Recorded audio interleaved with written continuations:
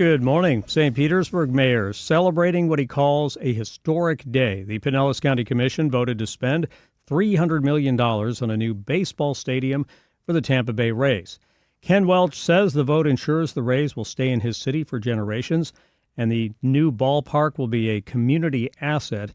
Welch says the development will honor descendants of the historic gas plant district and deliver unmet promises about housing, jobs, and opportunity. You know, it's a little hard to believe this is done. I mean, we've been talking about it for so long, and you got to say, for Mayor Ken Welch, big moment for him and his legacy. He ends up being the mayor that gets the deal done and keeps the Rays here in the Tampa Bay area, in St. Pete specifically. So we'll have to work and see if we can get him on the show maybe tomorrow or Friday to talk more about all of this. But he was a huge proponent behind this deal, and 5-2 vote, not unanimous, but not too shabby either.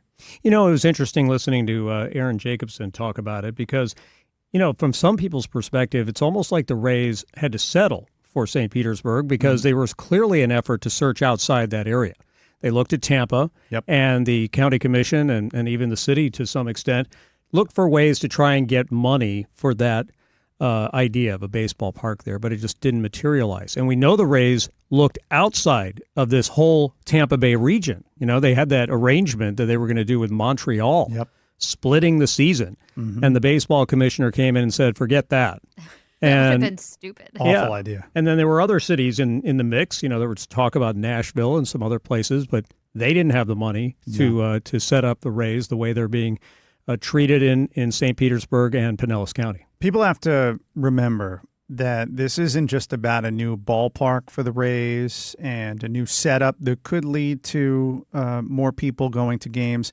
They are going to be raking in the money from these redevelopment dollars. So that is a huge financial benefit to ownership and the Rays team. And that was really what got this done more than anything else, more than, you know, the county chipping in some or the city, okaying this or okaying that. The fact that there's a full redevelopment that they're part of that's tied to all of this, that was what set St. Pete apart more than anything else. Well, I think you have to question whether or not it's going to have the same charm as the Tropicana Field without the Rays tank. Well, if you don't have a Rays tank, traded away tank, all the Stingrays, so I don't even know if it matters anymore. They've all been traded before the trade deadline. Yeah, I mean, the tilted that's ceiling. That's why you need to get the mayor on the phone. Yeah, to I make need sure to find out about we that. have a Rays tank. Right. We know the players are going to miss those catwalks. Yeah. You know, with the foul balls. We're going to miss the, that tilted, slanted rooftop that everybody sees, from the blimp shots. It's going to be a tough adjustment, I think, to move to the new facility. Tough. You know, you're so used to kind of seeing the Trop when you drive over the Howard Franklin or Gandy, or, we could see it here from where the radio station's at. And, a couple of years, that giant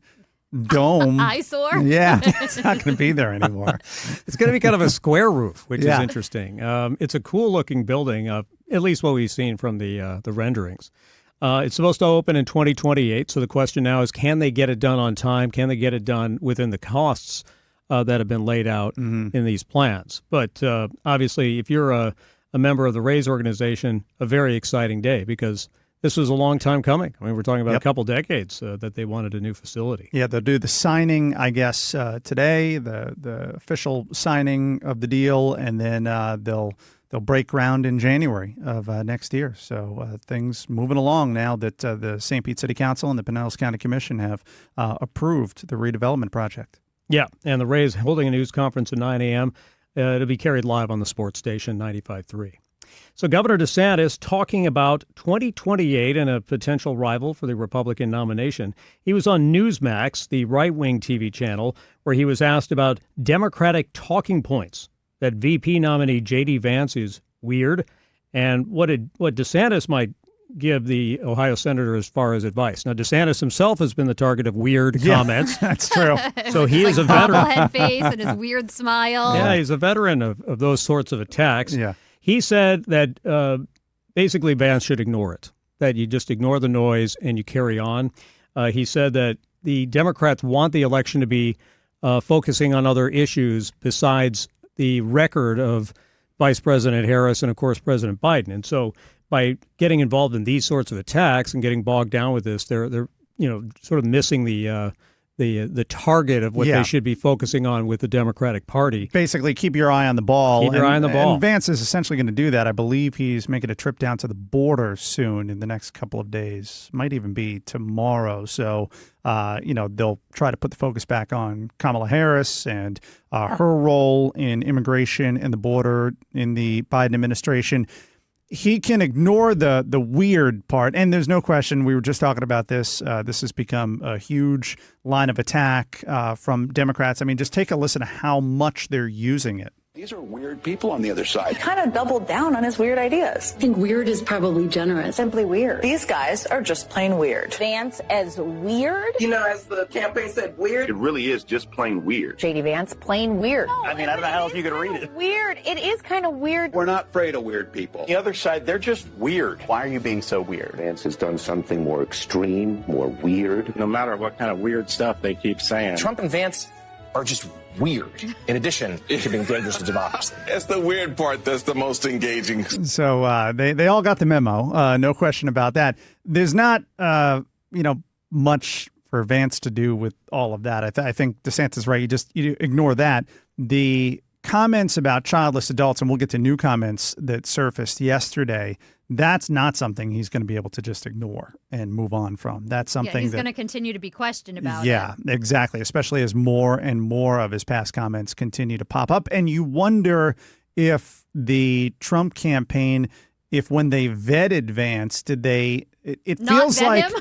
Well, it feels like they're not prepared for these attacks and these comments and all of that. So you just wonder, did they not know about them? Did they not see this coming? Yeah, you would think that would be one of the first things you would do when you're considering someone for vice president. Right. Is go look up all the stuff that they've said to make sure nothing's going to come back and bite them in the butt. Right. And now, look, the Harris campaign, they're going to be going through the same thing, whoever they pick for vice president. The Republicans, I'm sure they're putting together their Oppo file on all the potential candidates right now, and they'll come out swinging. So it's just part of the deal. But I think there's no question, just objectively speaking, it's been a bit of a rough start for J.D. Vance. I think Democrats just taking a page out of Trump's playbook. I mean, they're just calling people names and using that as a brand on the VP candidate. And I'm just waiting for the moment where, Trump sits down with Vance after losing the spotlight to his VP guy and says, J.D. Vance, you're fired. Yeah, well, I was saying this earlier. He's not happy, and he clearly feels he has to address this because there was a question that Laura Ingraham asked him during her interview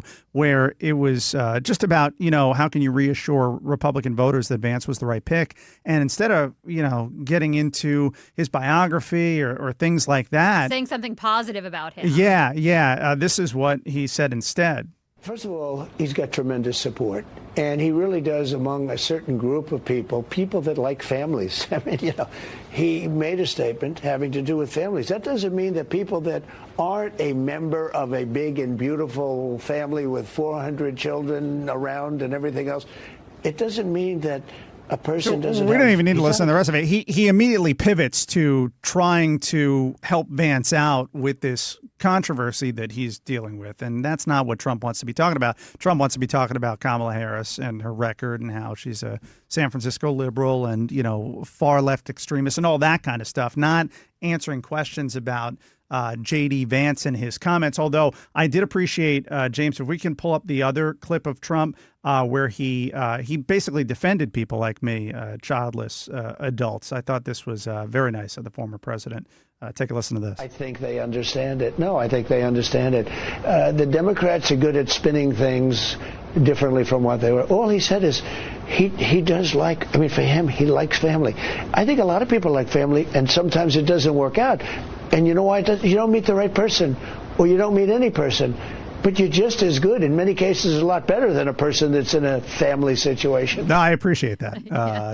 Big thanks. You're much better off. You're much better off than me and Chris having kids. Your and talking points got through. Yeah. Exactly, yes. Right. I've been harping on this for days, and it sounds like it got to Trump. But here's the thing for Trump, okay? The problem with Vance is that the VP candidate is supposed to expand your map, right? Bring in people that ordinarily might not like the main candidate Vance has the Republican support. That's not the issue. Trump's trying to get suburban women. He's trying to get independents. Yep. And so far, Vance is doing a great job of alienating them. Right. And that's what I said yesterday. You want to expand the amount of people you can get votes from, not shrink it. And that's been the problem with Vance so far. And we'll see if he can at some point turn it around. All right. Chris Trenkmann with today's top stories. Chris, thanks so much. Thank you.